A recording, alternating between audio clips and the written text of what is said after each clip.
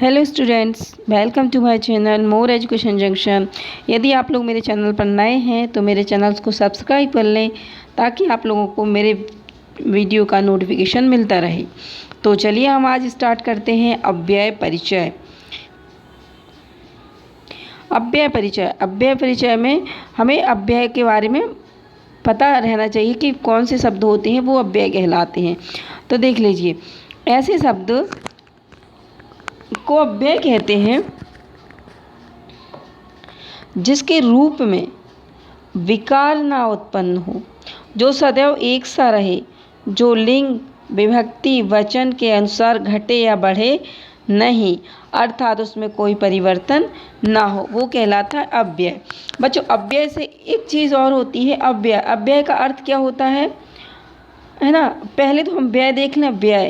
व्यय का मतलब होता है खर्च होना, और यदि हम आ इसमें लगा देंगे उपसर्ग तो ये कहलाएगा अव्यय। अव्यय का मतलब ऐसे शब्द जिनका व्यय ना हो, जो किसी भी परिस्थितियों में अपने रूप में कोई परिवर्तन ना करें, वो कहलाते हैं अव्यय। ठीक है, तो चलिए हम देख लेते हैं। इसमें एक परिभाषा या एक श्लोक बनाया गया है, किसी ने बनाया है। सदृशम लिंगेषु। देखिए, सदृशम त्रिषु लिंगेषु मतलब तीनों लिंगों में समान, सर्वासु च विभक्ति और सभी विभक्तियों में समान, वचनेषु च सर्वेषु यंत्र और वचनों में सभी वचनों में यंत्र व्ययेति तद व्ययम, जो व्यय ना हो उसे क्या कहते हैं, अव्यय कहते हैं। ठीक है, तो कहते हैं क्या, तीनों लिंगों में, ठीक, और विभक्ति में जितनी भी विभक्तियां हैं और वचन में, ठीक है, इन सभी में जो क्या ना हो, एक समान रहे, व्यय ना हो, उसे कहते हैं अव्यय। ठीक है, और अव्यय कितने प्रकार के होते हैं, 4 प्रकार के होते हैं। ठीक है, अव्यय 4 प्रकार के होते हैं, जैसे उपसर्ग है, क्रिया विशेषण है, समुच्चय बोधक है और मनोविकार सूचक है। और बच्चों, मनोविकार सूचक यह कहलाते हैं।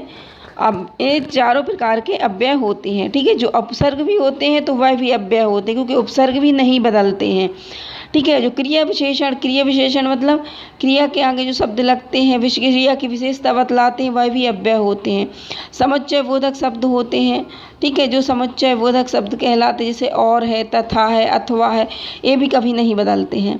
ठीक है, मनोविकार सूचक शब्द, जैसे मनोविकार सूचक शब्द क्या कहलाते हैं, जैसे बच्चों जैसे आहा, हाय, कोई चीज़ को देखकर हमें आश्चर्य होता है, उफ, तो ये शब्द क्या है, कभी बदलते हैं, कभी नहीं बदलते, तो इसलिए कहा जाता है अव्यय।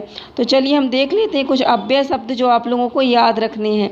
देखिए, सह संस्कृत में सह बोलते हैं और उसको क्या बोलते हैं, साथ कभी बदलता है, किसी भी लिंग परिस्थिति, ठीक है, किसी भी विभक्ति के अनुसार कभी नहीं बदलता। सदा मतलब होता है हमेशा।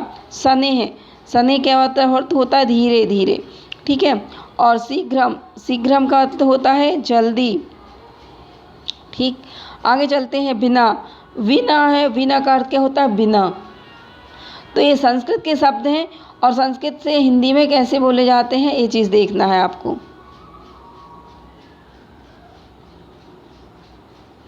चलिए, रवा का अर्थ होता है रवः, काल मतलब आगामी समय। हाय, इसका अर्थ होता है कल, जो बीता हुआ है, बीत गया है कल। यत का अर्थ होता है क्योंकि, इसको यत बोलते हैं संस्कृत में और क्योंकि बोलते हैं हिंदी में। ये शब्द जो है वो कभी नहीं बदलते। जैसे वाह, कभी आपने संस्कृत में पढ़ा होगा ना वाह, तो वाह का क्या मतलब होता है, वाह मतलब अथवा। वाह का अर्थ क्या होता है, अथवा।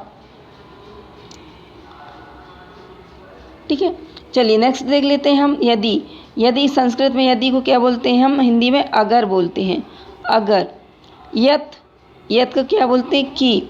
ननु का अर्थ होता है निश्चय ही। बच्चों, आप लोगों मेरे चैनल को यदि अच्छा लग रहा है तो आप लोग लाइक कर लीजिए और शेयर कर दीजिए अपने मित्रों को। चलिए नेक्स्ट चलते हैं।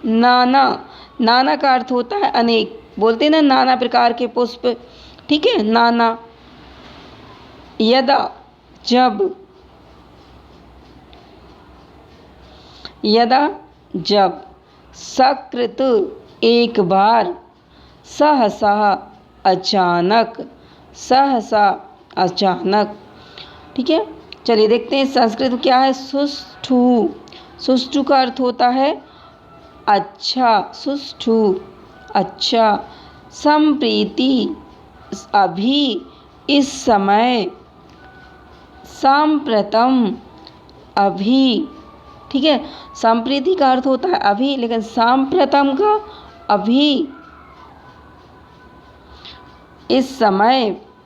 एव ही, एव का अर्थ होता है ही। चलिए अब देखिए ही जहाँ पर आ जाए संस्कृत में तो इसका अर्थ होता है निश्चय करके। हे का अर्थ होता है अरे। हंत, हंत का अर्थ होता है हर्ष, दुख और विषाद, इन तीनों में हंत का उपयोग किया जाता है। मृषा, मृषा बोलते हैं असत्य या झूठ, है ना, मृषा असत्य या झूठ। भ्रशम बहुत। आगे देखिए भूयः, भूयः का अर्थ होता है फिर। कथम, कथम का अर्थ होता है कैसे। कस्मै किसके लिए।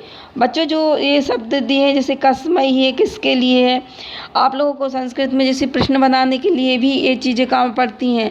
कथम कैसे, कस्मै किसके लिए, है ना। तो आप लोगों को प्रश्न निर्माण करने के लिए भी इन चीज़ों की आवश्यकता होगी, इसलिए इनको आप लोग बहुत अच्छे से देख लीजिएगा। कह, कह का अर्थ है कौन। केशाम किनका। अंतरा दोनों के मध्य में, दोनों के मध्य में क्या है अंतरा। अहो आश्चर्य, अहो आश्चर्य। चलिए नेक्स्ट लेते हैं कीदृशी, किस प्रकार की।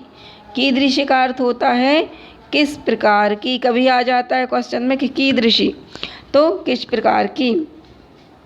के का अर्थ होता है कौन, ठीक है। आगे चलते हैं। कदा, कदा का अर्थ होता है कदा, संस्कृत में कदा, कदा का अर्थ होता है कब। केन किसके द्वारा। कुत्र कहाँ पर। ये सब प्रश्न निर्माण में इन शब्दों की आप लोगों को ज़रूरत पड़ेगी, तो इसलिए आप लोग देख लीजिएगा। कश्य, कश्य का मतलब होता है किसका। आगे चलते हैं। का अर्थ होता है कौन सा।